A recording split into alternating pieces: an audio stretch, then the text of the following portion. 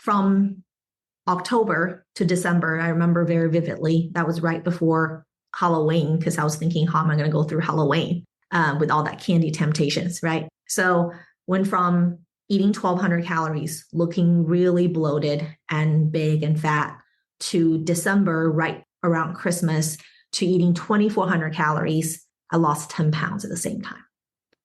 And I doubled my calorie intake. And that was the first time, I can't tell you, in a decade, I was able to enjoy my holidays and actually have a burger, have that apple pie that my mother-in-law makes, and just be able to enjoy that food for the first time.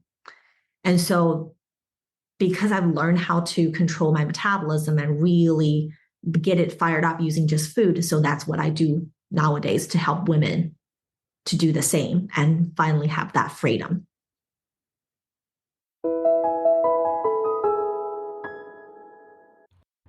Welcome to Linda's Corner, where we bring more hope, healing, and happiness to the world. My name is Linda Bjork, and today we're going to be talking about how to lose weight and keep it off.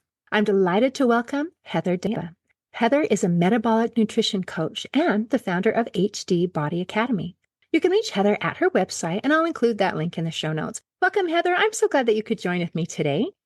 All right. Thank you for having me. I'm excited to be here. And I'm so grateful because I think there are so many of us who would really like to lose weight. We would like to be healthy. And yet when we look at the statistics about going on a diet and actually losing weight, it's dismal. And then when you go to losing weight and keeping it off, the results are worse. And it gets so discouraging that we either think, why try? Or it's hopeless. Yes. So if you can help us today get some information that actually works, man, you would just make the world a better place. Yes, that's what I'm here for. Yeah, so it just like you said, it was really interesting to see the statistics, right? UK had a study done a little while ago, and they actually said women spend about 17 years on a diet and in their lifetime. And about 80% of the women who lost the weight will regain it back.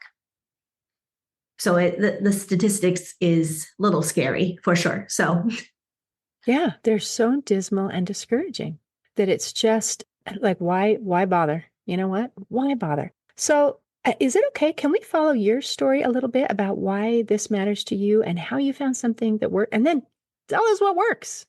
Yeah. So, the woman you see today who is helping thousands of women to lose weight and keep it off and get their metabolism running as it should, the woman I am today is not the woman I was about a few years back. Okay. So, I know your listeners can't see me, but I am Chinese, born, raised in China. I came to the States when I just turned 17 by myself. And if you know Asian people, we're pretty small and petite. And I had gained 45 pounds in short 8 months after I have arrived here. And being very young and having that metabolism, when people are talking about, hey, your body is changing as you get older, your metabolism is slower, right? So I had a very fast metabolism. So I lost that weight fairly quickly.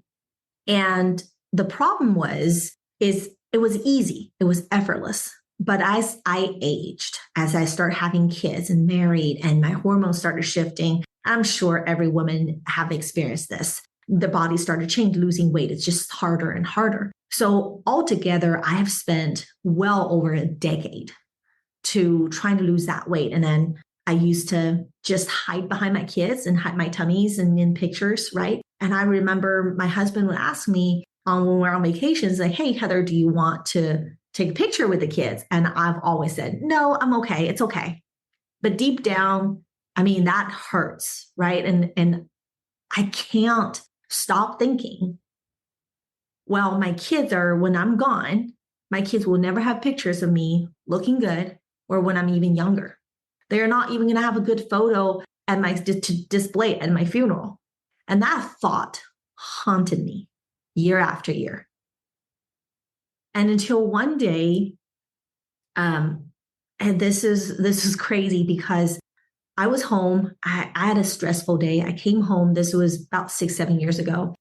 And I had about 30 minutes before I pick up my kids. I thought, I'm just going to relax for a moment.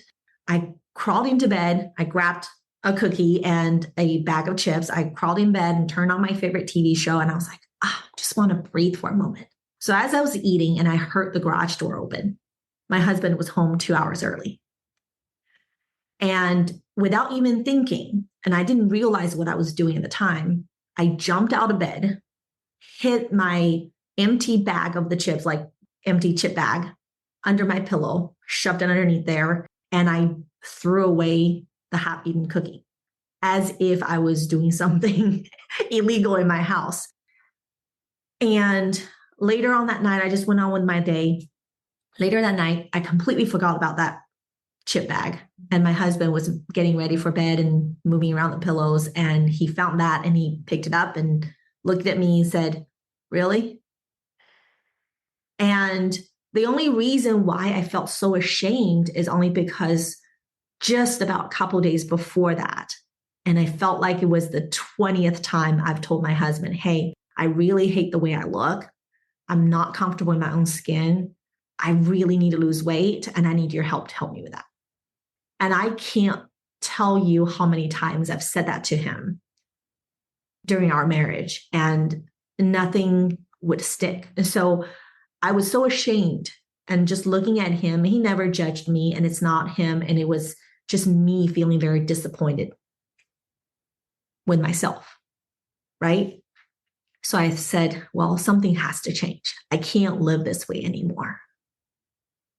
And so that's when I said, well, let me look for a solution. Because at that point, I've tried every single diet under the sun, right? I've worked with a personal trainer 5 days a week for 4 years straight after that point, and I was eating 1,200 calories and not being able to lose the body fat. I got stronger in the gym for sure, but the fat wouldn't go away. And so I said, there's got to be a better way.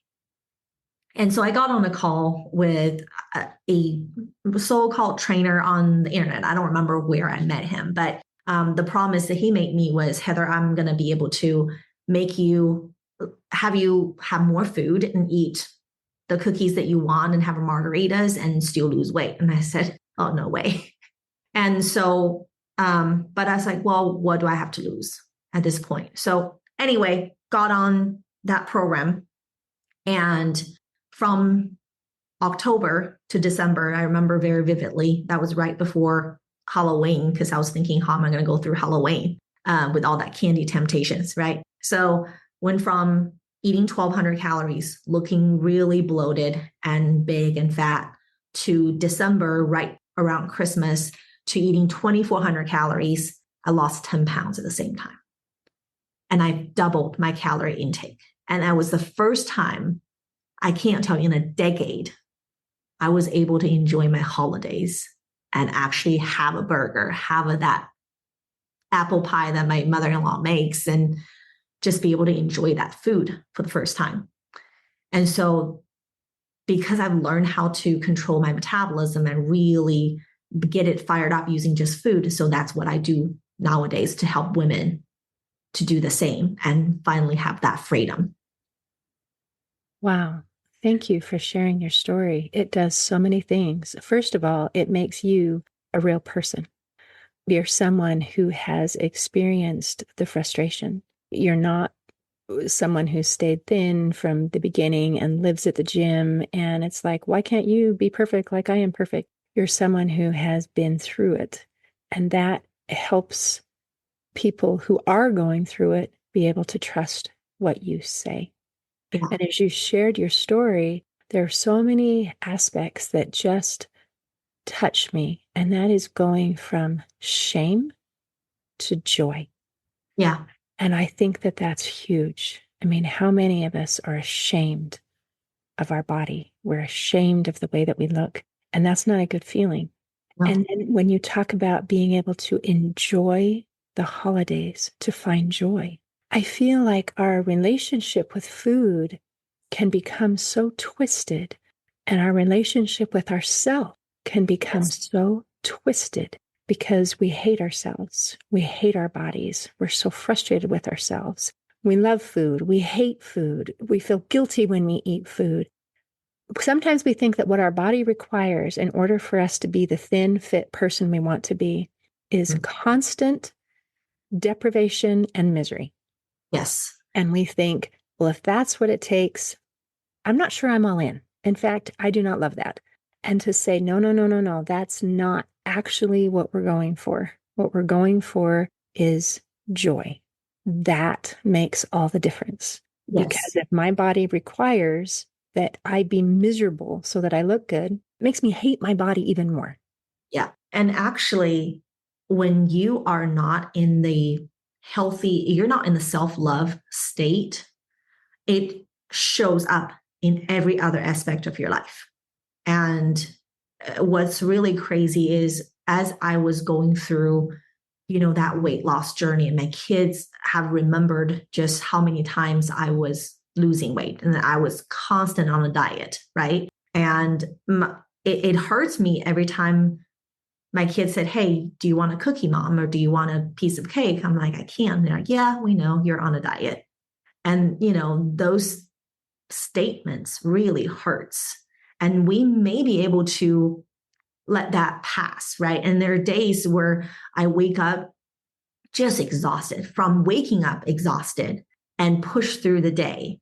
Like I'm thinking to myself, I'm a superwoman. I'm pushing through the day and I get home, I'm exhausted. Usually, by 6 p.m., I'm like handing my kids to my husband and say, "Hey, I'm going to bed."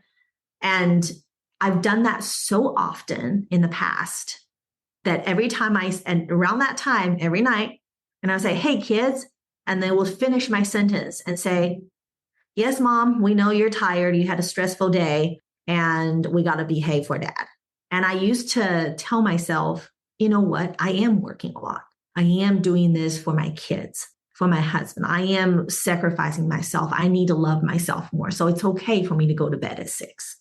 It's okay for me to lay in bed and just kind of ignore everything. It's okay for me to miss their sports event because I am working so much. Now this is time to love myself. But the truth is, we lie. We as women, we don't love ourselves. So we tell ourselves these lies to make us feel better. But the reality is, we're doing this at everybody's cost. I did that at the cost of my kids' well-being, my husband, my marriage, even my own health. I was not living in the present. I was just going through the motions. So, and what I learned from all of these, Linda, is like how I think we all should take a hard look and face that truth of seeing what are we doing right now. Is that really who we want to be? And does that hurt me? How does that hurt my family? How does it take me further and further away from the ideal life I want? So yeah, it is really hard to love yourself when you're missing out on life on a constant basis and letting your loved ones down and, feeling self-love at the same time because it's all intertwined. Wow. Man, you brought up some very important points. One is as we're living our life, and especially as women, as mothers, what example are we teaching our children? Is the example that we must be on a diet all the time, that we are stressed all the time, that we are tired all the time? I mean, kids are smart and they pick up on the patterns, they notice things. And children also have a tendency to model their parents, which means that the next generation thinks, oh, well, when I'm a mom, what it's going to be like, in fact, what it should be like, is I should be stressed all the time. I should be tired all the time. I should be on a diet all the time. And it's not healthy. Yeah. It's not healthy. We're talking about weight, but it's not just our physical. We're talking our mental, our emotional, our social, our ability to show up as a good person. And you're asking us to look at ourselves, but not just to look in the mirror and say, oh, yuck, but to really look at my actions, my thoughts.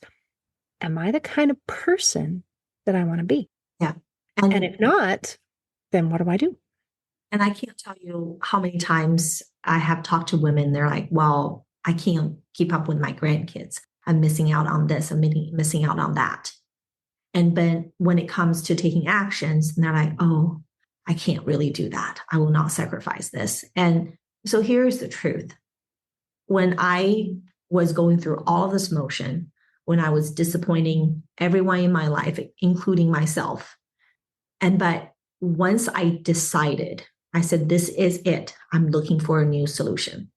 This is when everything shifted. So fast forward 6 years from now, like from, now 6 years since then, that my kids now they're, 13 and one is turning 11 soon. So right now they're playing sports and I'm eating healthy. I know what to not deprive myself. So I'm actually showing my kids in order for you to fuel your body so you don't feel that lack of energy, so you're not feeling sick.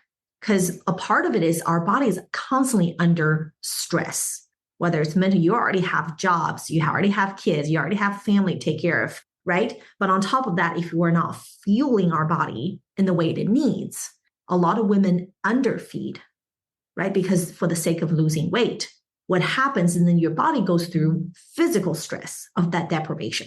And it's like not having enough income coming in and accumulating debts that is really harming your health without you even knowing. This is why insulin resistance happen. This is why PCOS happen, because for women, hormones are backbone of our health, right? If we don't take care of our hormones, then everything is completely out of whack. So now, if you think about it, I say this all the time to my clients, to any woman who wants to lose weight.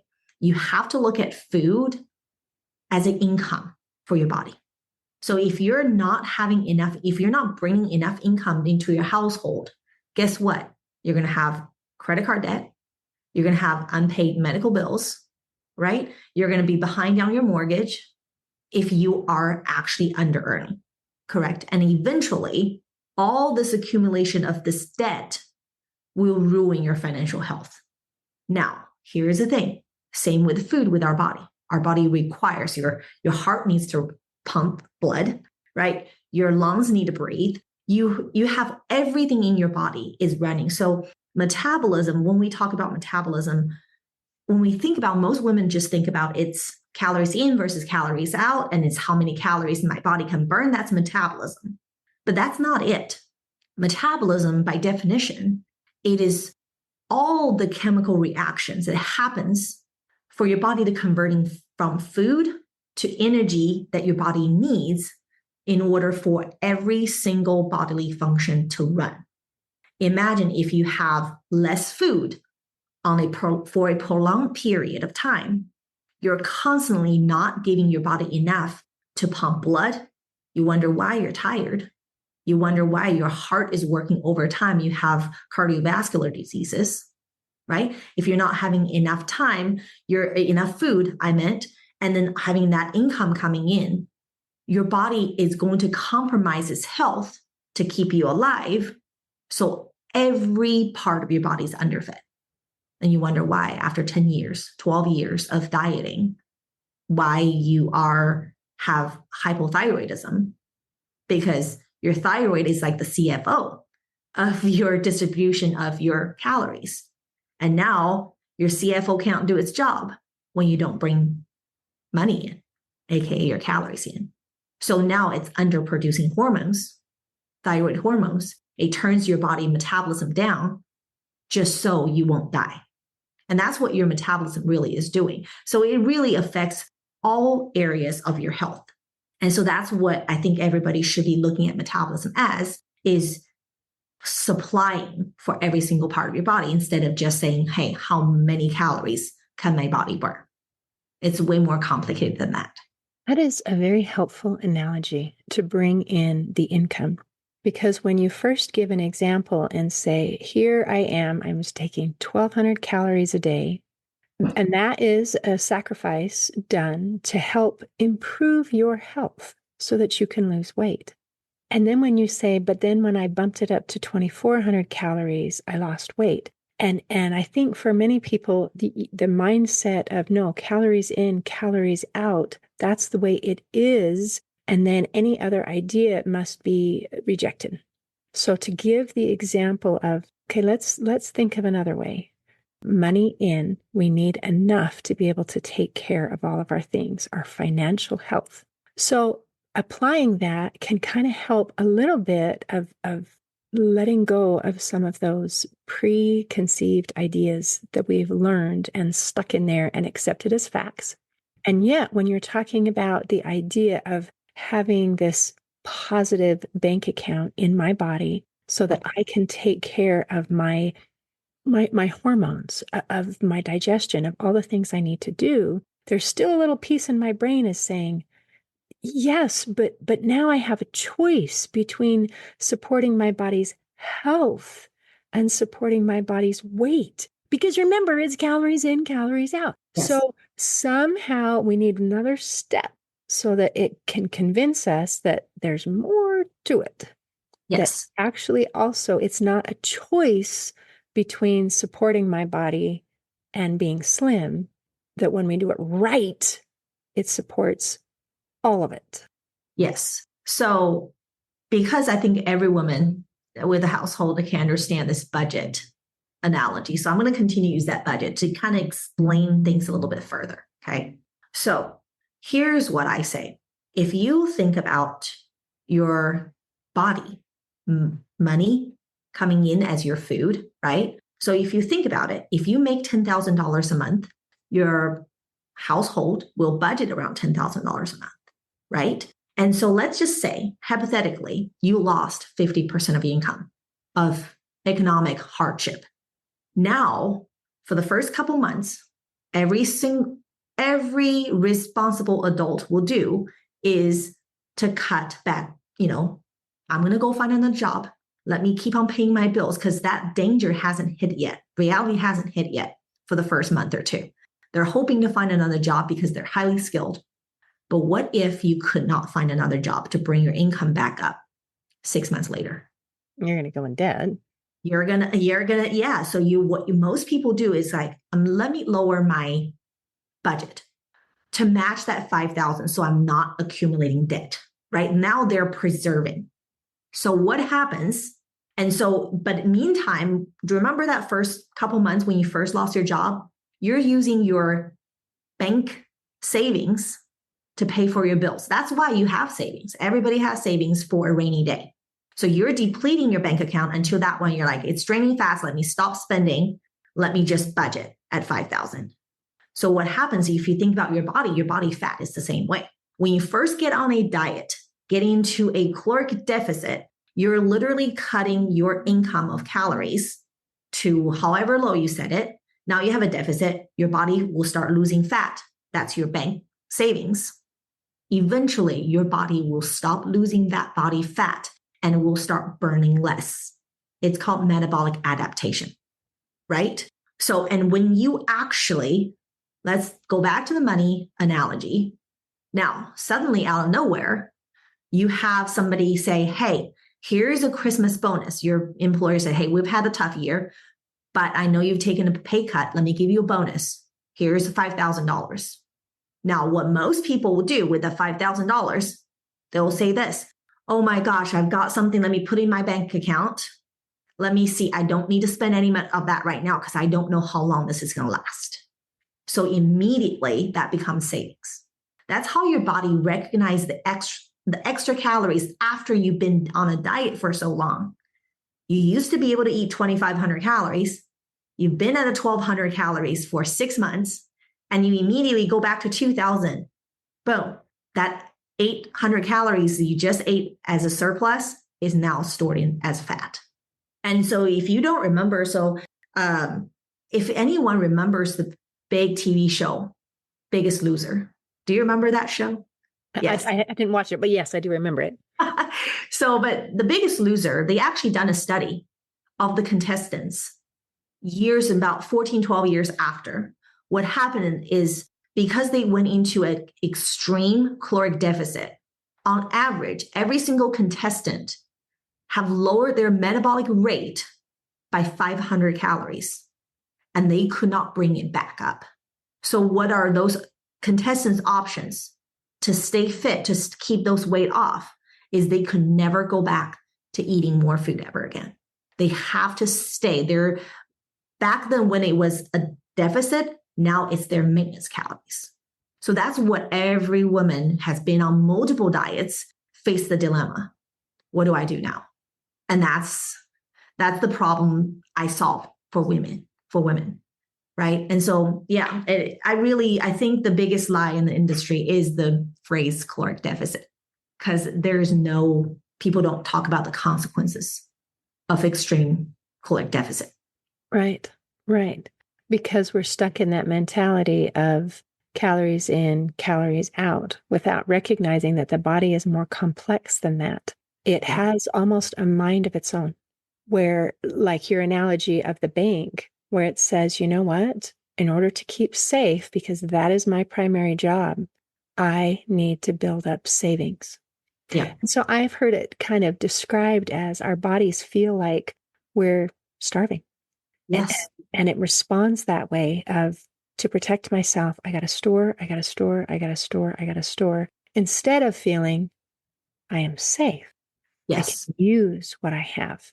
And I think it's helping our body and our mind get into a feeling of safe, where you can have a Christmas, this holiday season, and feel joyful. Yeah. Know that it's okay. It's okay. I'm safe. My body's safe. It's going to be okay, rather than I can't have any cookies or I can't do anything because, calories in, calories out. Yeah. But the question is, how do you make your body feel safe to be able to burn more calories? Right. So that is the question. Yeah, that is the question. That's the $1 million question. So this is where you can, if you have been on a caloric deficit for a long time, I'm talking about anything longer than 3 months in a deficit. When you come out of that deficit, you cannot just go back to eating normal because your body has adapted. I have seen clients, metabolic adaptation happens as quick as 2 weeks. I've seen other people, usually around 8 weeks, you can be sure your metabolism will start adapt. Maybe not drastically decrease, but it's starting to. That's usually the starting point. So for any woman who's been on a diet, been in a deficit for longer than 3 months, you need to start increasing your calories slowly, but steady. And this is the key. So let's go back to the money again, right? If you now suddenly have a extra income, if your employer came to you and said, hey, we're good now, we have finished this economy downfall is done, we're about doing better, you can start having more income now, but it's not back to where you were. However, I'm going to supply with you $200 extra this month, and then will be increased again next month, and it'll be increased again next month. And the promise is you will never, ever, ever have to lose your income again. Now, what would you do with it? $200 extra. Oh, I feel comfortable and safe spending it. Yeah, you would feel comfortable paying off your debt that you've accumulated in the past. Now, these debts, when it comes to our body, are those dysfunctioning hormones, organ functions, low energy. This is when you start seeing your body feeling better sleep, better energy, better insulin sensitivity, right? So everything will start change. So I'll tell you a story. I had a client who was a registered nurse. She was diabetic, and her fasting blood sugar level was above 200, which it was really bad. And she has done everything that she could, being on keto diet, the low carb diet, like everybody was talking about. If you have diabetes, you cannot eat carbs, right? That's how you control it. So I told her, I said, no, it's the opposite. You have to train your body, make your body trusting that it can provide, you have enough calories and it can process as much carbs. So we start to reverse her with caloric intake, with carb intake. 4 months later, her fasting blood sugar was 113. And she was eating 3 times of her carb intake than when she started.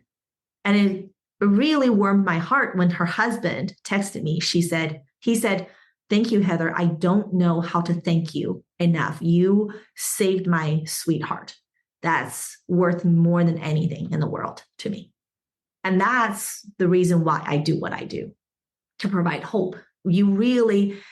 She has deprived herself with carbs. And not only that, she lost 30 pounds at the same time, eating 2,700 calories.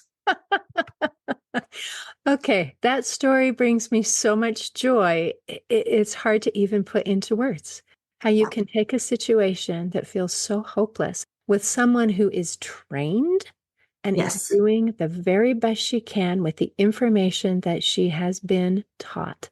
Yes. And then to go from that to within a matter of a few months to be able to have a more enjoyable lifestyle and to be able to slim down at the same time, where it's not only you've saved her physical health, but her hope. You have restored hope that I can have a joyful life. Because when someone is told, well, you have XYZ, then also you're given, okay, so now you have to live like this.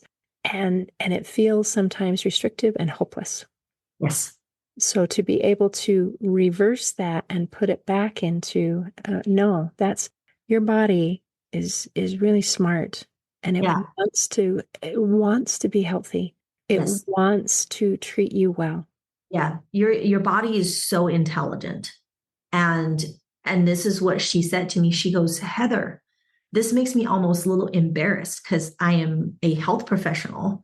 And I'm telling you, none of the doctors I worked for, could help me with this. All they have told me was to eat less carbs and to get on some drugs or some shots. And I refused to do that. I knew there was hope, but I didn't know what it was." And she goes, "Did you know that doctors only have a couple weeks of nutrition training in medical school? They don't know anything about nutrition." And this was really crazy. Is a few months ago, I had a conversation with a doctor, and she said apples and carrots are dirty because it has sugar. Yeah, I've heard that too. It makes me sad. Yeah. And it really kind of makes me really surprised and sad at the same time, and looking at this, our whole nation and our culture and beliefs. And we put so much trust into our health professionals, right? And I think, they are doing everything they've been taught, and they are saving lives. But sometimes I question the information that is being taught, how much of that really helps us, right? Especially when it comes to health and longevity. And you're talking about your marginal health years and the health of your last 10 years, 10, 15 years, the quality of life. And that's what I want. If you're listening on the show, and think about that question, think about whatever you're doing right now, is that serving you in the last 10 years of your life? Because that's really when everything will actually show. Wow. And sooner. You brought up trust, and does it serve you? So I think each of us, we tend to function on the best information that we've been given, which means, first of all, we should have compassion for ourselves because we're doing the best we can with what we have. But sometimes it does us good to ask some questions, to get curious. Yeah. I'm doing this. Is it serving me? Yes. Is it serving me? How do I feel? Yeah. Is it giving me the results that I want? Mm-hmm. And then if the answer is yes, that's great. But if the answer is no, then let's open our eyes a little bit and see if maybe we have been misinformed. Yes. And what's really interesting is that I have lived through this myself, and I have hundreds and hundreds of clients live through the same thing. So if you're listening, there is hope.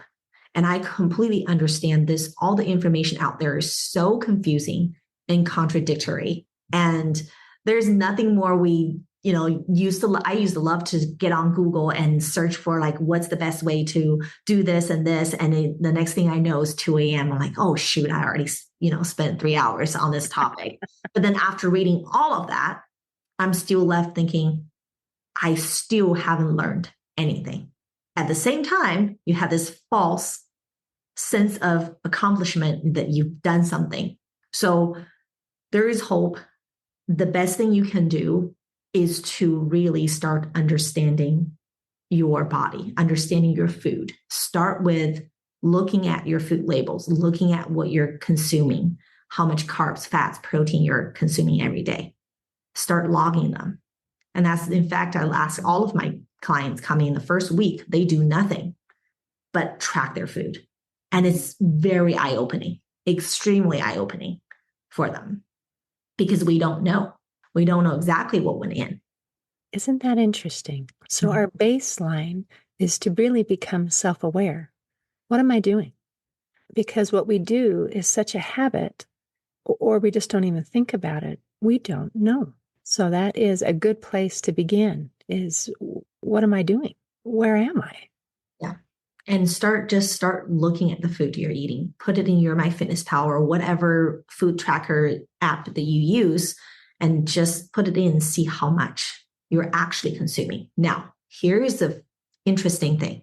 After tracking for 7 days, and here's what I challenge all of your listeners to do.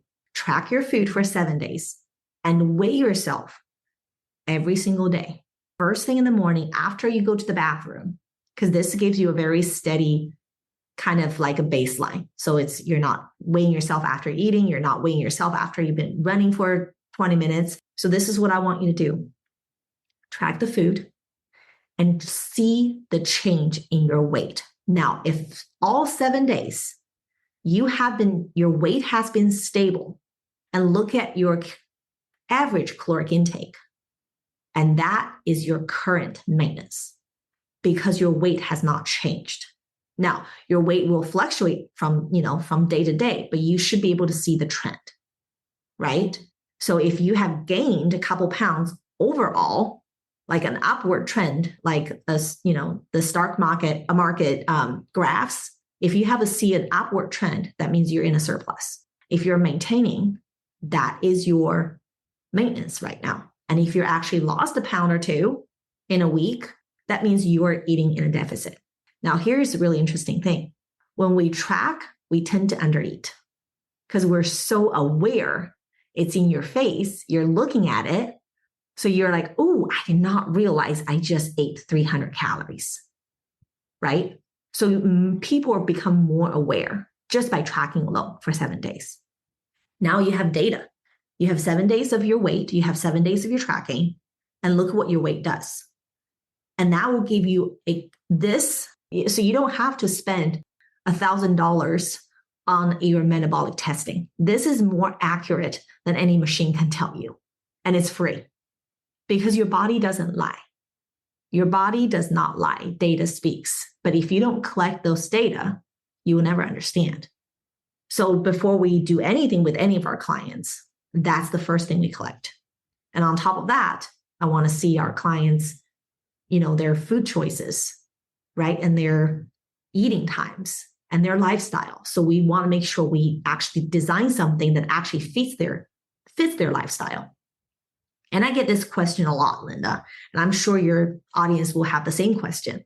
It's like, Heather, so do I eat 6 meals a day or do I eat once a day? Like, do I have to eat every 3 hours? Do I have to eat must have breakfast if I hate breakfast, right? So if you're thinking about just weight loss purposes, right? It's simple. You eat in a deficit, you will lose weight. Let's just talk about from weight loss only. We're not talking about your overall health, right? Let's go back to money again. Now, if your job pays you $10,000 a month, as long as it comes, do you care if you get paid monthly or if you get paid weekly? Does that make any difference? Does not make a difference because your overall consumption is like that, right?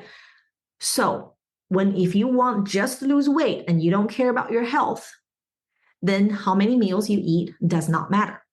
However, if your goal is to lose weight and achieve overall health, then you should design your nutrition around your lifestyle where you actually can eat and make better choices. And then there's more to come to it. So if it really depends on your goal. You can make it as simple as I can eat one meal of 2,400 calories and that is it. But that puts your digestive system into an overload drive. You're making your digestive system working very, very hard and then starve for the rest of the day. Or you can choose, I'm going to break it up, but what I eat during that day doesn't, as long as I have a plan, I don't have to eat eggs in the morning. I can eat my eggs late at night, or I can have my coffee with creamer because I know I have the budget for it. And you can really make this flexible to fit your lifestyle.